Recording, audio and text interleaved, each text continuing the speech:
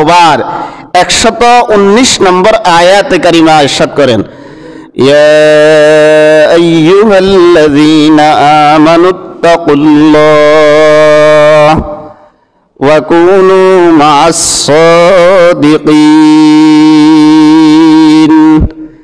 ইয়া আইয়ুহাল্লাযীনা আমানুত্তাকুল্লাহ। আল্লাহর ডাক, আল্লাহর আওয়াজ, আল্লাহ পাক আমাদেরকে ডাকতেছেন, ইয়া আইয়ুহাল্লাযীনা আমানু ইত্তাকুল্লাহ। হে ঈমানের দাবিতে যারা নিজেদেরকে ঈমানদার দাবি করো, তো তাদেরকে আমি রবের নির্দেশনা হলো ইত্তাকুল্লাহ, তোমরা গুনাহ থেকে বেঁচে থাকো। গুনার ব্যাপারে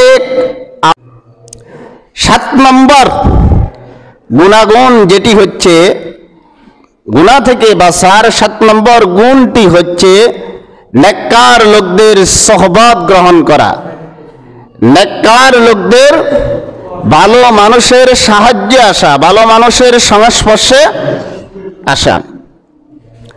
তো ভালো মানুষের সংস্পর্শে আসলে পরে, তো ভালো মানুষ যখন ভালো কাজ করবে, তো খারাপ মানুষটি যখন ভালো মানুষের সংস্পর্শে আসবে, তখন সেই আর খারাপ কাজ করতে পারবে না। একজন নামাজি আপনাকে মদের আসরে নিয়ে যাবে না, একজন রোজাদার আপনাকে জুয়ার আসরে নিয়ে যাবে না, একজন রোজাদার আপনাকে জেনার আসরে নিয়ে যাবে না, গানের আসরে নিয়ে যাবে না।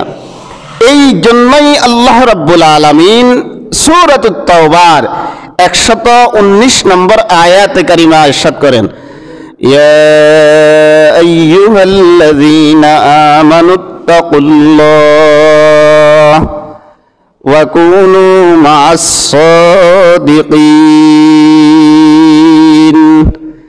ইয়া আইয়ুহাল্লাযীনা আমানুত্তাকুল্লাহ। আল্লাহর ডাক, আল্লাহর আওয়াজ, আল্লাহ পাক আমাদেরকে ডাকতেছেন, ইয়া আইয়ুহাল্লাযীনা আমানু ইত্তাকুল্লাহ। হে ঈমানের দাবিতে যারা নিজেদেরকে ঈমানদার দাবি করো, তো তাদেরকে আমি রবের নির্দেশনা হলো ইত্তাকুল্লাহ, তোমরা গুনাহ থেকে বেঁচে থাকো। গুনার ব্যাপারে আমাকে ভয় করো। ইয়া আইয়ুহাল্লাযীনা আমানুত্তাকুল্লাহ ওয়া কুনু মা'আস সাদিকিন।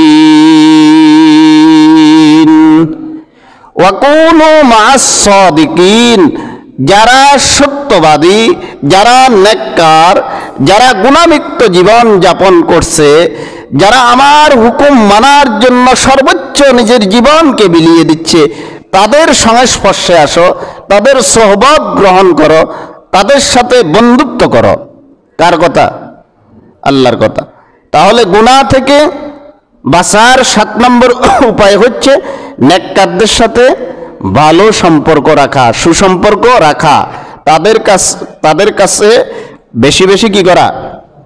সংস্পর্শে আসা। গুনাহ থেকে বাঁচার 7 নম্বর, যেই কয় নম্বর গেল? 7